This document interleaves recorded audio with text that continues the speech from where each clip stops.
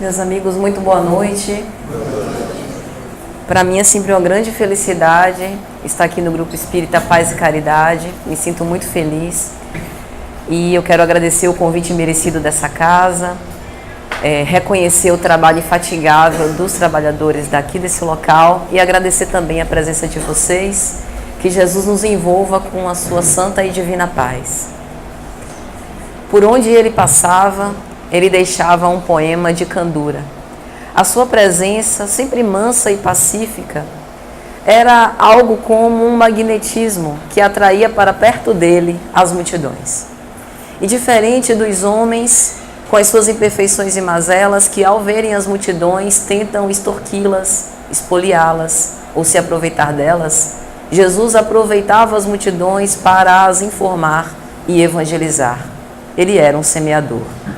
E ele poderia ter enviado muitos emissários, como enviou, porque os profetas que o antecederam reencarnaram sob a sua bênção e trouxeram na sua missão as marcas e as primícias dos conhecimentos que ele veio desenvolver anos mais tarde, dos ensinamentos de amor.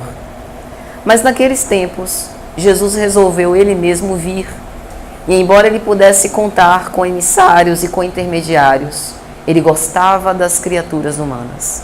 Ele gostava do contato com o ser humano, porque ele sabia, como sabe, que cada um de nós é como um solo, que a gente trata, ara o solo, coloca adubo, joga algumas sementes e aquele solo frutifica, floresce anos mais tarde. Mas Jesus não tinha pressa. E ele até hoje nos aguarda, que nós, através das nossas ações, possamos testificar o seu evangelho e gerar os frutos que ele tanto espera. E talvez a sua primeira parábola, essa forma tão peculiar, tão pedagógica que ele tinha de transmitir ensinamentos tão elevados, tenha sido a parábola do semeador. E lá está registrado em Mateus. Um semeador saiu a semear. E ao lançar as sementes, uma parte delas caiu à beira do caminho. E as aves, tendo visto isso, comeram-nas. E outra parte caiu no meio das pedras. E como a terra era rasa, não tinha raízes, e logo o sol as destruiu, as ressecou. Outra parte ainda caiu no meio dos espinheiros, que sufocaram-na. E uma parte caiu na terra fértil, que rendeu 60, 100 e 30 por 1.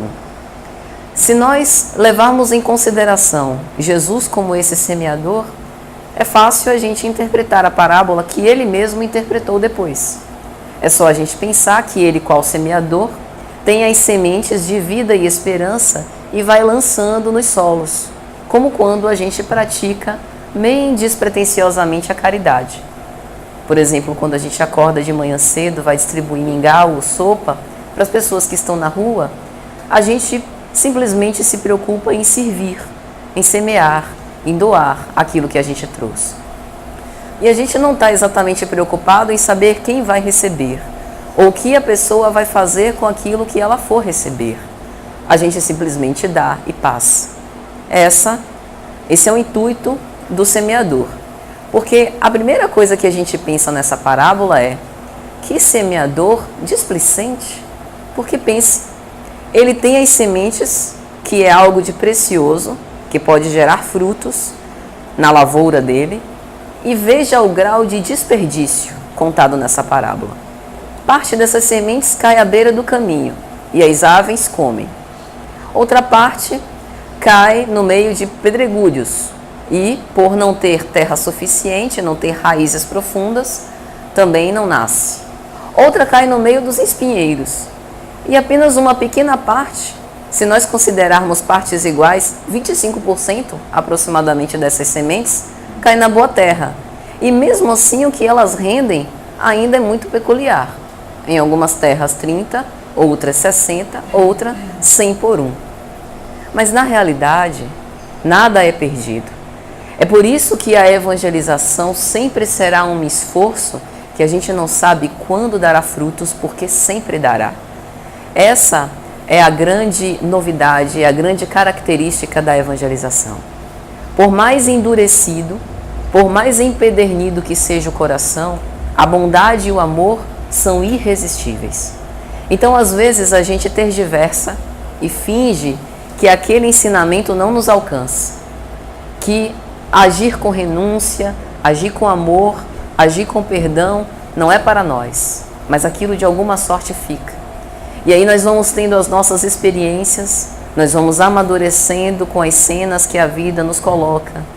Ela arrasta para perto de nós pessoas que nos mostram as nossas dificuldades, os nossos defeitos e aquilo que a gente precisa melhorar.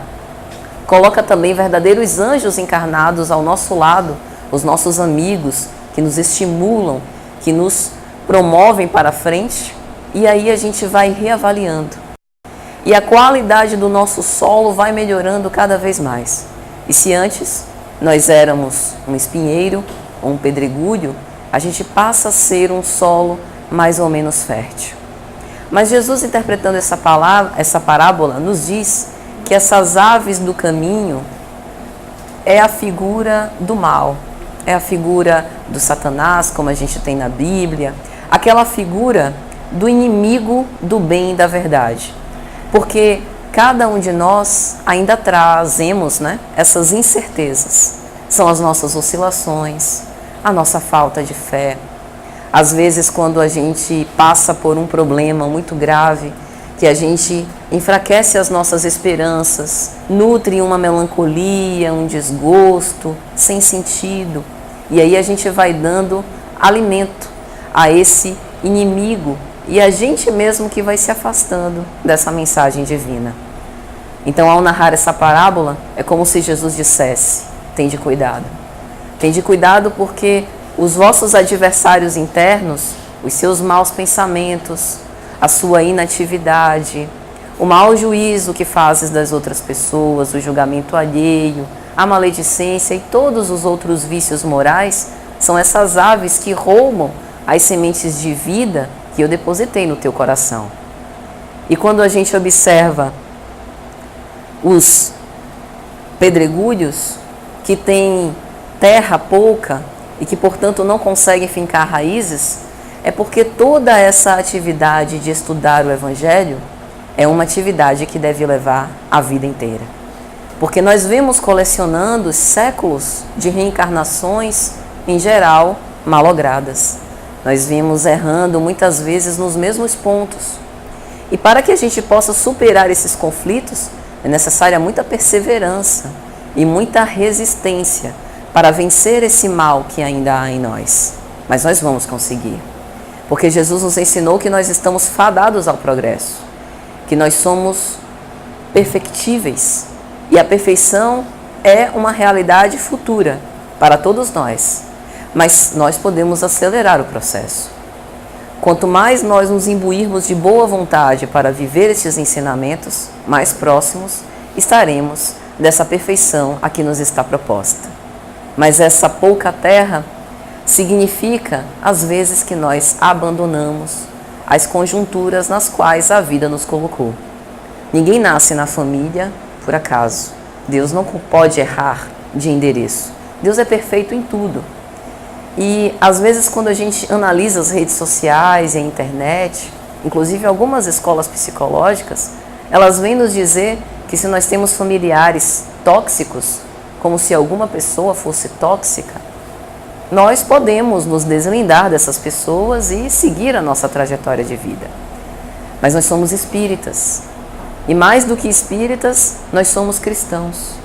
E nós sabemos que todos somos provenientes da mesma fonte divina. Como Deus pode ter criado algo tóxico? Nós não somos tóxicos. No máximo, somos enfermos, somos equivocados, estamos doentes. E a cura para isso é o amor. O afastamento, ele nos deixa com muros entre nós. Ele nos afasta, ele enfraquece, enrigela as relações. A proximidade, o calor humano, a compreensão, a paciência é o que pode salvar-nos dessas enfermidades que nós ainda carregamos. E talvez perseverar, não que esteja fazendo aqui uma apologia a nós permanecermos em relações doentias, mas talvez o nosso grau de perseverança nas relações esteja muito frágil ainda e a gente desista com relativa facilidade, porque às vezes nós subestimamos a capacidade que o nosso solo tem de dar frutos e de inclusive oferecer a nossa fertilidade para fertilizar outros corações. Mas Jesus nessa parábola ainda fala sobre os espinheiros. E às vezes as nossas preocupações da vida material realmente sufocam a nossa vida espiritual. Para que nós possamos evoluir espiritualmente, nós sabemos, nós não precisamos estar dentro das casas espíritas. Do contrário, o codificador teria dito que fora do espiritismo não há salvação. E não foi isso que ele disse. Fora da caridade não há salvação. Significa que nós não precisamos necessariamente de uma religião ou de qualquer escola religiosa. Precisamos de religiosidade. E a religiosidade é esse sentimento de espiritualidade, uma fé inata que é em nós, que nós vamos desenvolvendo em diversas escolas, em diversos lugares. E se nós somos espíritas, desenvolvemos dentro das casas espíritas. Mas acima de tudo, o que nós fazemos é, em última instância, espiritismo. Em primeira instância, o que nós fazemos é amar. E é por isso que, quando nós formos para as nossas relações da vida no mundo material, a gente deve levar a mesma coisa, o amor. Todas as vezes que esquecemos o amor, nós usamos as pessoas e temos afeição pelas coisas. Então a gente utiliza as coisas do mundo material de forma inversa, como verdadeiramente nós deveríamos. Os prazeres do mundo material, como por exemplo o forró do Gepec, são prazeres que são bons, que nós precisamos confraternizar, que estimula a relação e a geração de laços saudáveis de fraternidade, de afetividade, sim. Mas precisamos sempre pensar em todos esses prazeres materiais como formas, mecanismos e instrumentos para nos ligar ou religar ainda mais com Deus. Senão, nós acabaremos sufocando essas sementes de vida e esperança. E o que Emmanuel tem a nos dizer, no capítulo 53 da obra Vinha de Luz, que nos serve de tema, sementeiras e ceifas, é que, inevitavelmente, todos ceifaremos, todos colheremos. Então, a grande questão é, qual a semente que nós estamos escolhendo para gerar o fruto que nós desejamos? Porque se hoje nós estamos colhendo os frutos amargos, e se esses frutos têm gosto de fel e nos deixam tristes, angustiados, melancólicos, deprimidos, significa que a nossa sementeira anterior não foi das melhores. Nós escolhemos sementes que não eram de uma elevada qualidade. E por isso, sementes ruins não podiam mesmo dar bons frutos. Mas se nós queremos gerar bons frutos, podemos agora recolher ainda essas sementes de vida e esperança que Jesus deixou, porque ainda hoje Ele continua esparzindo essas sementes. Basta a gente erguer as nossas mãos e pegá-las. E que sementes são essas? Jesus faz chamados sui generis para nós. Às vezes o chamado que Ele faz é o marido irritadiço que a gente tem em casa e que a gente não aguenta mais, mas que é um companheiro que nos momentos mais difíceis da nossa vida está lá do nosso lado. Às vezes é o filho ingrato que a gente gerou com tanto amor, deu educação, tudo que tinha e que não tinha, e que por algum motivo ele não tem a menor afinidade conosco, nos despreza, nos maltrata e não reconhece o nosso carinho. Às vezes, esses chamados do Criador estão em um trabalho que eu não gosto muito, mas que eu percebo que eu posso ser útil para a sociedade, levando o meu dever bem cumprido. Então Jesus tem esses chamados e essas sementes que na maioria das vezes não é exatamente aquilo que a gente quer, mas sempre é aquilo de que a gente precisa. E é por isso que que quando a gente tem esse olhar espiritual, as coisas ficam bem mais fáceis. Porque aí fica fácil da gente entender as correções do Senhor. Por que que Deus não me deu a vida que eu pedi? Porque a vida que eu pedi provavelmente não era a melhor para mim. Quantos de nós não gostaríamos de ser ricos e famosos? E será que suportaríamos milhões de mentes irradiando a nossa imagem, nos idolatrando como se nós fôssemos deuses? Parece bom, porque não vivemos isso. Mas é uma prova bastante difícil. E talvez nós já tivéssemos tido essa prova antes. E, sem querer apostar, mas quase sempre malogramos, por ser uma prova muito difícil. Então, essas sementes que são esparzidas, a gente recolhe e planta no nosso solo. E vai transformando o nosso solo ao longo das nossas experiências. E é aí que aparece a figura do trabalho. A reforma íntima, tão propalada, é esse trabalho de revolver o nosso solo, arrancar o joio e as ervas daninhas daqui. Porque as ervas daninhas podem prejudicar o crescimento do trigo. E, como na parábola do joio e do trigo, nós sabemos que não podemos extirpar o joio, senão o trigo vai junto. O que significa que o mal que há em nós faz parte de quem nós somos. Mas nós não somos demônios, segundo a linguagem da Igreja Católica, por conta disso. Nós estamos imperfeitos e precisamos de algumas reformas para poder nos melhorar. E com esse trabalho de aprimoramento íntimo em prol aos semelhantes, nós conseguiremos. É por isso que os ensinamentos de Jesus nos causam tanto entusiasmo e tanta felicidade. Porque ele que já progrediu muito, volta convivendo com aqueles que estão tão aquém evolutivamente do seu estado, mas ele faz questão de investir em nós. E se ele, por ser um profundo conhecedor da psique humana, fez questão de investir em nós, por que que nós mesmos não estamos investindo no nosso próprio aperfeiçoamento? Por que que às vezes nós desistimos de nós, nutrindo uma mágoa de 20, 30 anos e dizendo que nunca perdoaremos? Por que que a gente ainda continua a repetir os velhos equívocos e não muda resolutamente de conduta para abraçar esse ideal? É porque o caminho requer perseverança. Mas o grande detalhe é nos mantermos nessa perseverança, fazendo a caridade. É por isso que Kardec, tão acertadamente, ao falar sobre a Epístola de Paulo aos Coríntios, sobre o amor aqui no sentido ágape, no sentido da caridade, disse que o amor tudo espera, tudo suporta.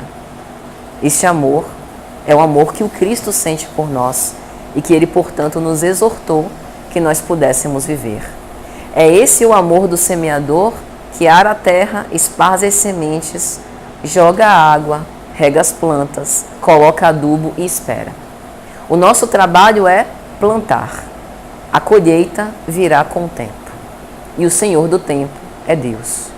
É Deus quem vai dar o clima, quem vai dar as condições, quem vai dar o sol, os ventos, as estações do ano. Ele é o responsável por esse amadurecimento. Mas nós precisamos estar a postos. Só que às vezes a nossa enxada está atrás da porta, sendo enferrujada, por falta de uso.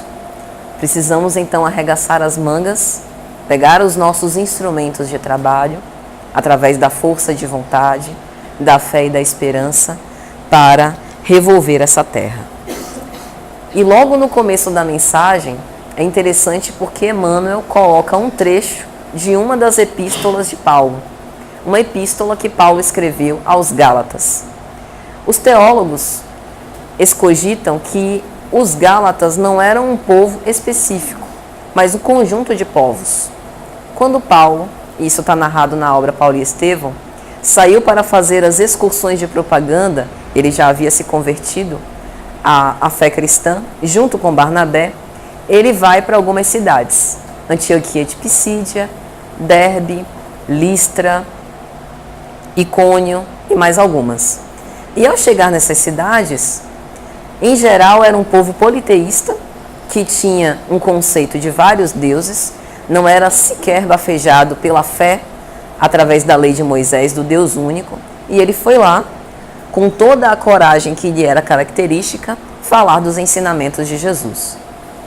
E fundou não apenas uma igreja cristã em cada uma dessas cidades, como foi apedrejado, por exemplo, em Listra, porque logo de primeira as pessoas não o receberam bem, acharam que ele era um feiticeiro, porque ele fazia algumas curas, copiando Jesus. Em outra cidade, uma moça, em Icônio, chamada Tecla, se apaixonou por ele e ele precisou fugir às pressas da cidade. Em outra, ele foi preso e açoitado. Enfim, naquela época, ser cristão não era nada fácil. É bem diferente de hoje, que a gente vai para o centro, marca o centro no Instagram, ainda tira selfie para postar nas redes sociais e as pessoas curtem. Naquela época, as coisas eram um pouco mais complicadas. Mas graças a Paulo e esses precursores estamos aqui. E quando Paulo escreve essa carta aos Gálatas, ele vai dizer assim: porque o que semeia na sua carne, da carne ceifará a corrupção. Espera aí. Quer dizer que Paulo está condenando aquilo que há no mundo material, dizendo que tudo que é proveniente do mundo material é corrupto? Nossa, mas que radicalismo! Precisamos entender com um pouco mais de tranquilidade o que ele diz. Vamos continuar. Mas o que semeia no Espírito, do Espírito ceifará a vida eterna. Pensamos, o que Paulo quer dizer? Tudo que nós plantarmos na vida material é corruptível, no sentido de que se corrompe, se consome, é transitório, é efêmero.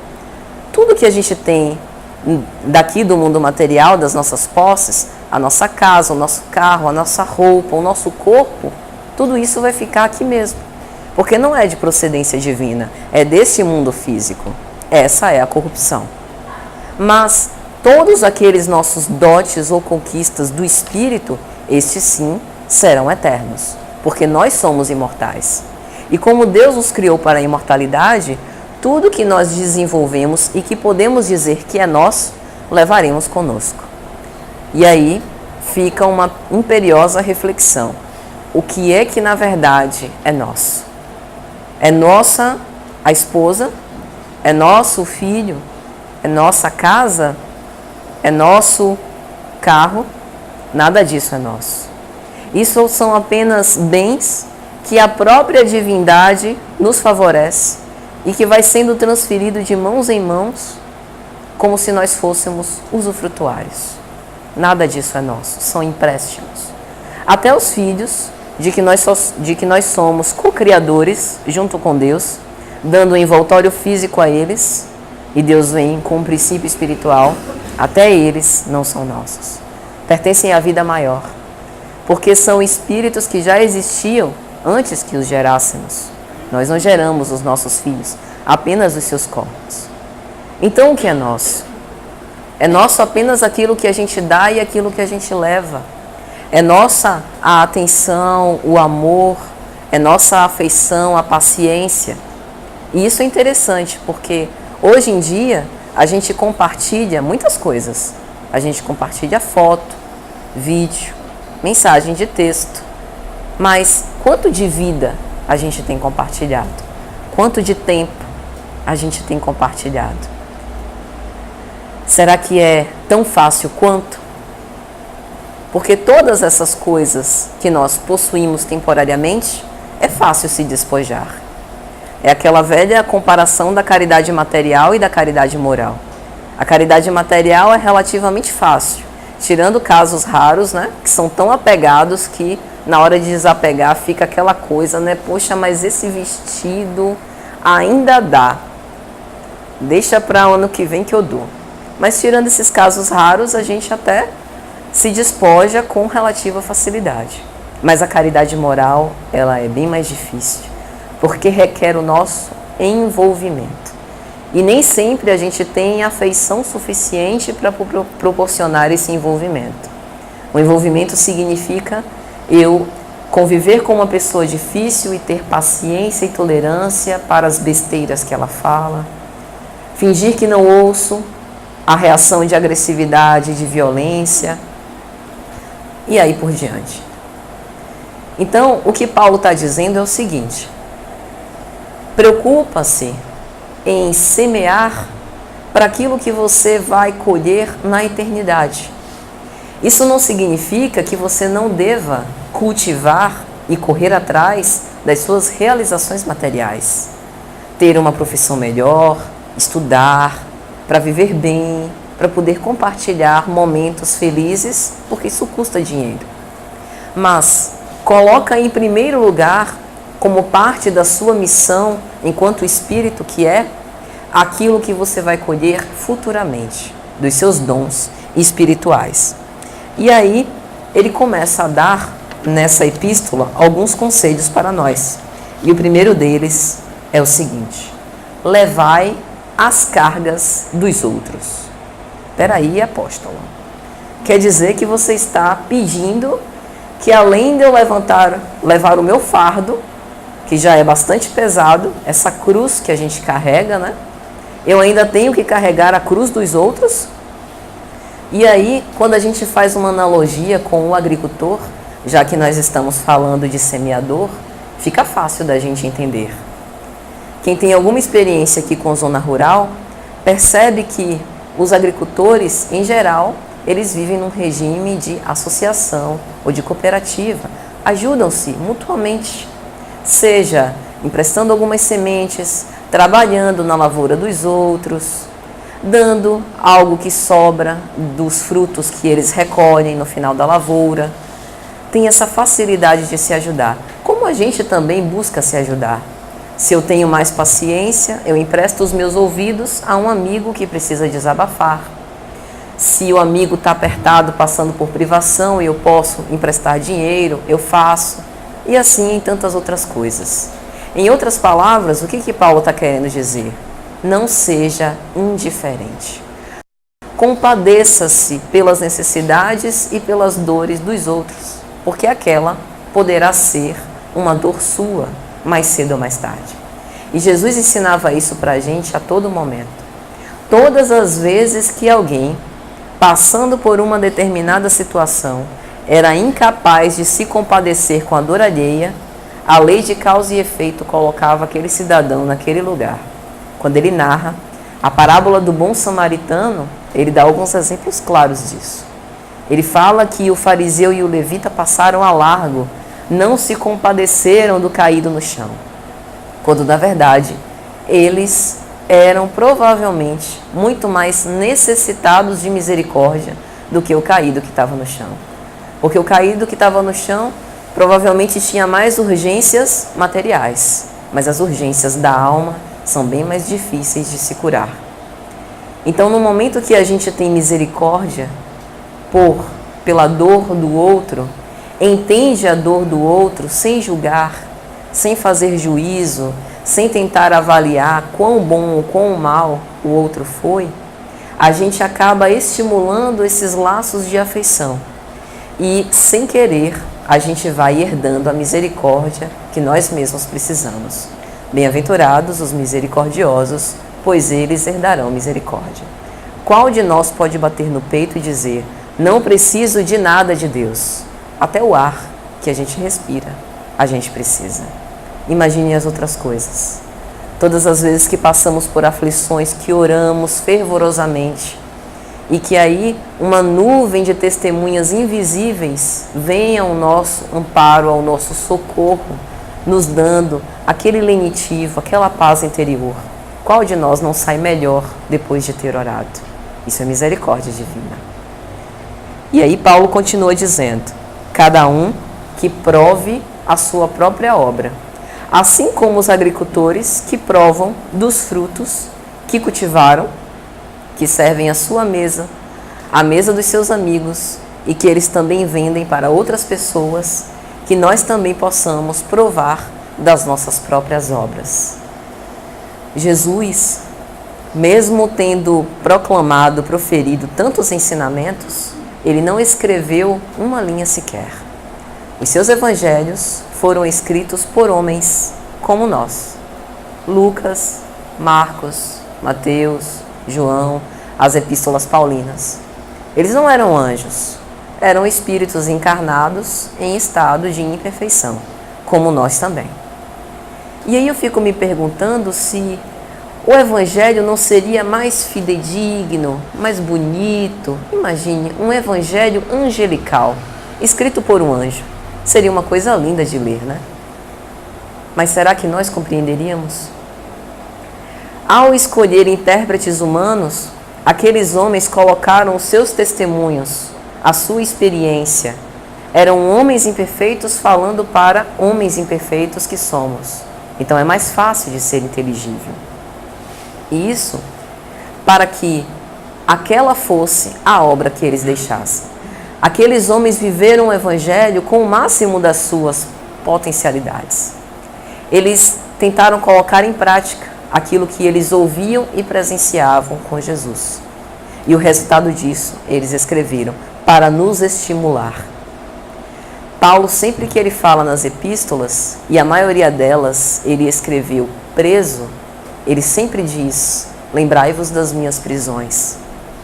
Se mesmo temporariamente com a sua liberdade cerceada, ele tinha condições de viver essa proposta, por que nós, que somos livres, que temos a nossa família, a nossa liberdade de professar a nossa fé, que estamos encarnados com alguns inimigos, é verdade, mas com várias pessoas que são nossas amigas e que querem o nosso bem, por que a gente ainda não consegue se envolver tanto como esses cristãos primitivos? É porque está faltando o resultado dessa obra.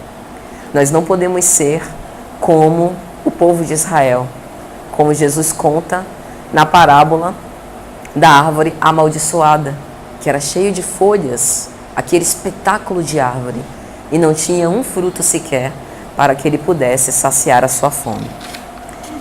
E mais para frente, Paulo vai falar algo muito importante, nos prevenindo de desistir. Não raras vezes, os problemas e o atraso que nós ainda temos na nossa escalada evolutiva se segue por conta das nossas desistências. Achamos que o fardo é pesado demais para suportar, que não aguentamos, que é ferir demais o meu orgulho, permanecer numa determinada situação, quando o Filho do Homem, o modelo perfeito da humanidade, veio e provou do opróbrio, da flagelação e da humilhação de miseráveis humanos. Então precisamos recuperar a nossa fé e a nossa esperança, levantar os nossos joelhos desconjuntados e os nossos pés cansados e continuar caminhando, porque a vida é desafiadora mesmo. Alguns de nós ainda acham que a terra é paraíso de repouso. Não é. Ainda não é. A terra ainda não é um mundo feliz. Ela ainda não é nenhum mundo regenerado. Ela ainda é um hospital onde há pessoas enfermas, que todos somos. Carregamos os nossos dramas íntimos, as nossas doenças invisíveis da nossa alma e precisamos nos curar através do exercício do amor. A terra ainda é escola em que vamos aprendendo uns com os outros a sermos cada vez melhores. Somos todos aprendizes do Evangelho que ainda nem conseguimos vivenciar. Então, se a terra ainda não é esse paraíso de bênçãos, se não podemos gozar aqui da felicidade absoluta, precisamos seguir adiante, porque é questão de tempo. E às vezes, o que a gente não consegue é esperar. Nós somos tão ansiosos, queremos respostas tão imediatas, mas sabemos que nem as árvores frutificam do dia para a noite. Uma macieira, uma mangueira, leva anos para se tornar frondosa e dar frutos saborosos. E por que então a nossa pressa? Então, Paulo vai dizer: não nos cansemos de fazer o bem, porque a seu tempo nós ceifaremos, se não houvermos desfalecido. Jesus falou de uma forma sintética e bem bonita, algo similar. E pelo progresso da iniquidade, a caridade de muitos se esfriará. Nós não podemos permitir que a nossa luz de esperança se apague por conta de um sopro de treva. Luz é sempre luz. E mesmo que seja um facho de um palito de fósforo, ela consegue iluminar densas sombras de muitos metros de escuridão. Então, precisamos intensificar essa chama luminosa através do amor que é vivido em cada circunstância da nossa vida diária. O primeiro patamar do amor é o respeito. Então, se a gente ainda não respeita, ou se a gente ainda fere o respeito com os nossos semelhantes, é bom a gente reavaliar, porque sem isso não dá para amar. Pelo menos não esse amor sublime que o Cristo nos mostrou. E quando a gente vê as relações familiares, as redes sociais, a gente vê que falta um pouco de respeito. Porque quando a gente publica algo na rede social, já está dizendo, é público. Se é público, todo mundo vê. Se todo mundo vê, todo mundo que pensa também tem vontade de falar. Então a gente dá espaço para que as pessoas também exponham os seus pontos de vista, dentro do respeito, da educação e da cordialidade, é lógico. Até a lei humana tem ferramentas e mecanismos para que nós podemos nos defender de injúrias. Mas o que quero dizer é que a gente observa quanta intolerância ao contraditório. Quando alguém não esposa a mesma opinião que eu fico triste. Principalmente se for alguém do meu convívio íntimo. Principalmente se for um pai, uma mãe, um esposo, um filho. Por quê? Se cada cabeça é um mundo, cada um de nós tem o direito e a liberdade de pensar o que quiser. Isso foi conferido por Deus. Se Deus assim o quis, por que nós estamos querendo o contrário? A afeição e o amor não se estabelece por todos pensarem da mesma forma. Isso é fanatismo. Isso é não amar alguém. Querer que a pessoa nos copie integralmente tudo. Então precisamos reavaliar. E assim continuar fazendo bem sem olhar retribuição. Porque essa retribuição que às vezes a gente busca é humano. E somos vaidosos. Uns mais, outros menos. Mas invariavelmente nós queremos ser reconhecidos. Principalmente pelo bem que nós fazemos. Mas, para que a gente não se frustre, é melhor esquecer. Porque a messe é tão grande e tem tanta coisa para a gente fazer, que o tempo que a gente espera o reconhecimento, a gente já estava ajudando outra pessoa. Então é melhor que a gente faça com desinteresse pessoal. Allan Kardec, quando vai analisar as virtudes, no capítulo de perfeição moral, em O Livro dos Espíritos, ele chega a perguntar, mas qual a sublime de todas as virtudes? Como se o codificador quisesse escolher uma virtude mais importante do que as outras. E aí os Espíritos vão dizer, o desinteresse pessoal. Fazer sem retribuição, como um movimento natural do seu próprio coração, que não resiste e faz o bem, como Cristo. E, por falar nele, Paulo vai dizer, porque nem a circuncisão, nem a incircuncisão nos fazem mais ou menos cristãos, tem virtude alguma. Na época do cristianismo primitivo, pasmem, essa era uma das razões de dissensões. E perdeu-se muito tempo nesse tipo de discussão. E é por isso que Paulo traz isso nas epístolas. Mas trazendo para dias atuais, que nós não desfaçamos amizades por discussões estéreis. Porque antes do instruir, que é importantíssimo, tem o amar. E se há pretexto da nossa instrução, a gente está destruindo as amizades para saber quem está certo ou quem está errado sobre um determinado ponto, é melhor esquecer aquele ponto e exercitar o amor. E aí a gente alcança o versículo dessa epístola que talvez seja o mais famoso e o mais lindo desse capítulo 6 de Gálatas. Quanto ao mais, ninguém me moleste, porque eu carrego as marcas do Cristo. Eu acho interessante essa propriedade, essa autoridade moral que Paulo tinha de dizer que carregava as marcas do Cristo. Qual de nós que pode se dizer que carrega as marcas do Cristo? As marcas da crucificação.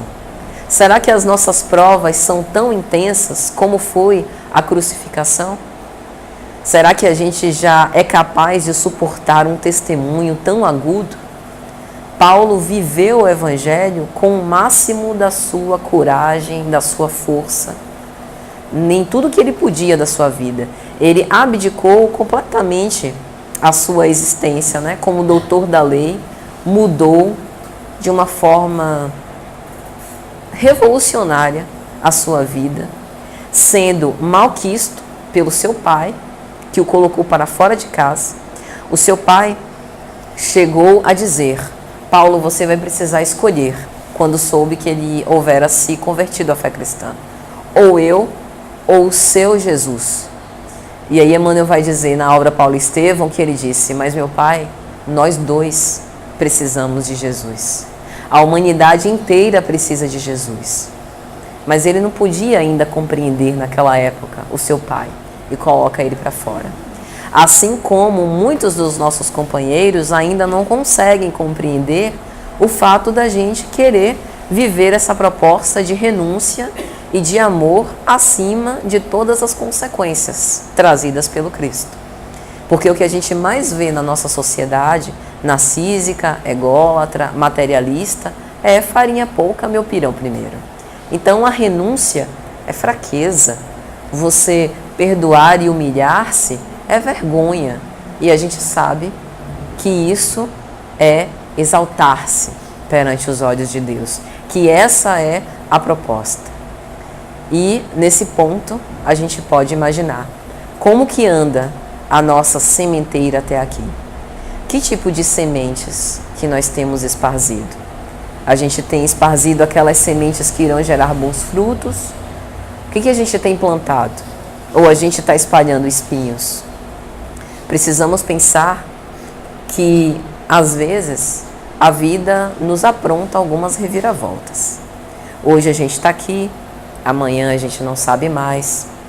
E às vezes a gente estabelece relações meio tumultuadas e se vê na situação de pedir socorro àquele a quem a gente distratou.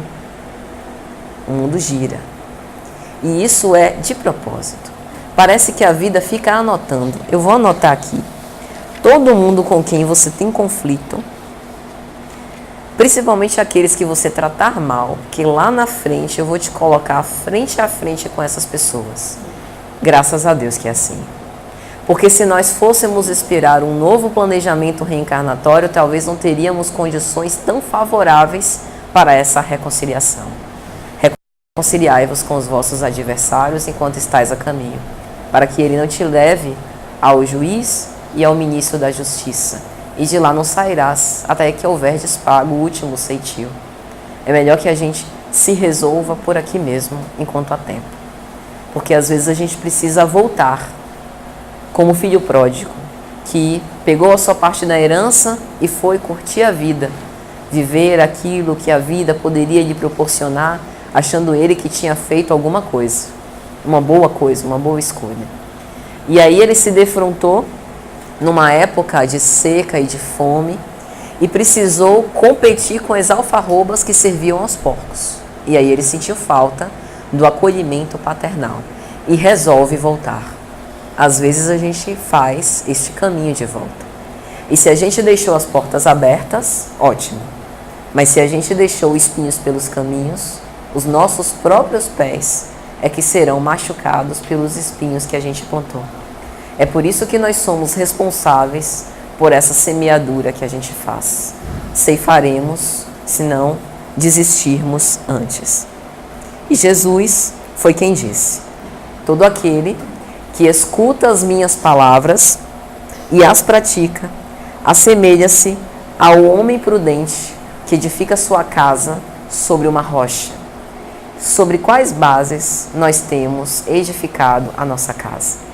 Porque há pessoas que acham que são fortes porque são belas, sendo que a beleza, além de um conceito relativo, porque o que é belo para mim pode não ser para vocês, é um conceito efêmero e transitório. É belo, questão de tempo. Vai ficar feio. Vai destruir. É rico, pode mudar de posses. As posses podem ser transferidas de uma mão para outra no estalar de dedos. A gente não vê isso acontecendo com relativa frequência? Então, que as nossas fortalezas, já que nós somos espíritas, sejam essas fortalezas espirituais. Lembram da história dos 3 porquinhos? A gente ouve quando é criança e nunca mais ouve falar, né? Veja que interessante. Na história dos 3 porquinhos que viviam com sua mãe, decidem sair e cada um monta a sua casa. Um deles com palha, o outro com madeira e o terceiro com tijolos. Vem o lobo mau, assopra as 3 e a que sobrevive é apenas aquela com tijolos. O que isso tem a ver com o Evangelho? Sigmund Freud, pai da psicanálise, em 1911 cunhou 2 conceitos chamados o princípio do prazer e o princípio da realidade. É mais ou menos assim. O princípio do prazer é o do bebê, que chora porque sente fome e não consegue tolerar o desprazer de sentir o seu estômago vazio. É o prazer imediato, de satisfação dos seus sentidos naquele momento. Alguns de nós ainda somos como os bebês, porque desejamos tanto tal coisa ou alguém que movemos céu e terra, às vezes agimos inclusive contra os nossos princípios morais para conseguir aquilo. Prejudicamos outras pessoas, deixamos até pessoas na miséria, mas não nos importa. A cultura da indiferença. Farinha pouca, meu pirão primeiro. O princípio da realidade é mais ou menos o seguinte: eu tenho esse desejo, e esse desejo ainda está aqui dentro de mim, mas eu abdico de ser satisfeita nesse momento para cultivar uma forma mais duradoura de satisfazer o meu desejo. Somos os que já conseguimos começar a nos evangelizar. Percebemos que os prazeres materiais são bem interessantes, mas eles são instrumentos imóveis para nós conseguirmos nos aprimorar moralmente. Então é melhor a gente esperar e fazer como o terceiro porquinho, que construiu a sua casa de uma forma mais demorada, tijolo por tijolo, mas que o lobo mau não conseguiu derrubar. O lobo mau representando aqui as intempéries, as reviravoltas, essas modificações que a vida nos oferece. Então veja como é interessante isso. É lógico que nós temos os desejos e buscamos as nossas satisfações. E às vezes queremos que ceifemos antes do prazo correto.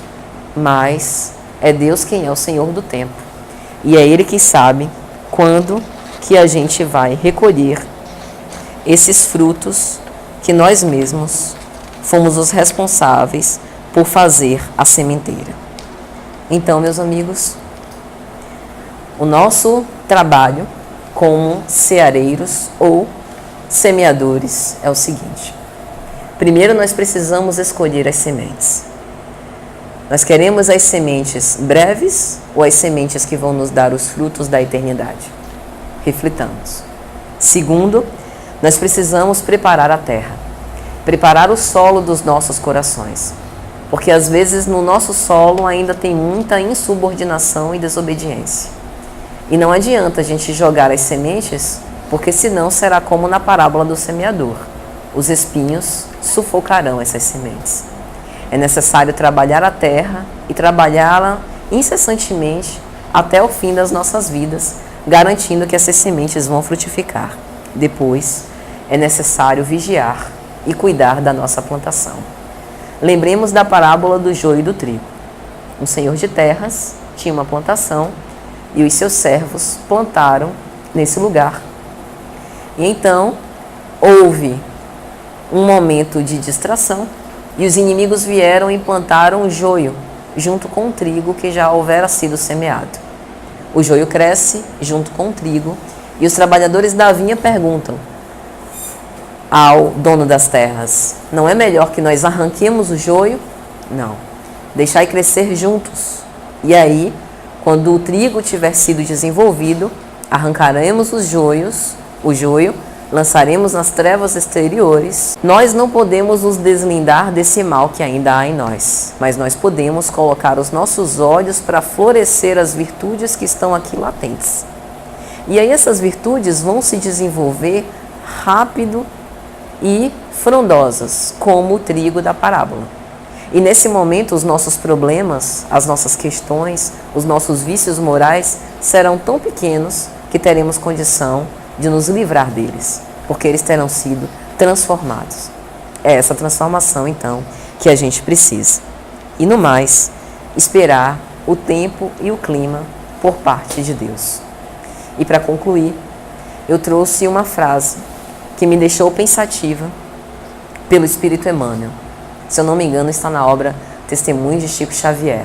Ele diz assim: na tarefa cristã, começar é fácil, continuar é difícil, mas chegar ao fim é crucificar-se. Tem alguns amigos que acharam isso meio exagerado. Nossa, mas Emmanuel está querendo crucificar todo mundo. Eu gosto do senso de realidade de Emmanuel, porque às vezes a gente romantiza a evolução. E evoluir dói. É um processo doloroso e transformador. Mas um processo bom, um processo que vai nos causar felicidade. Basta a gente comparar com o amor. O amor é difícil. Quem ama de verdade sabe que vai se machucar. Mas a grande tônica do amor é que, não obstante a gente saber que vai se machucar, a gente persevera amando, porque amar é bom. É nesse convívio íntimo que a gente, na convivência, se machuca, se magoa, mas perdoa. E aí abre o coração para amar de novo, para se reconciliar e para jamais desistir. A mesma coisa na seara cristã. Esse ideal que nós abraçamos é o caminho, a verdade e a vida. Não há outro caminho melhor. Este é o caminho. No começo é fácil. Nós somos movidos pela empolgação dos primeiros dias. Tudo nos sorri. Recebemos inclusive reforço. Imagine o nosso mentor espiritual, como não deve ficar feliz. Até que enfim, aquela criatura se endireitou. Louvado seja, Senhor. Tomara que mantenha. E aí vem as primeiras dificuldades, os primeiros contratempos, aqui e ali, as primeiras brigas para conosco, alguém que nos xinga na rua. E assim vão acontecendo diversas coisas inusitadas. Mas se nós soubermos perseverar, ceifaremos, se não houvermos desfalecido. Um grande abraço a todos e boa noite.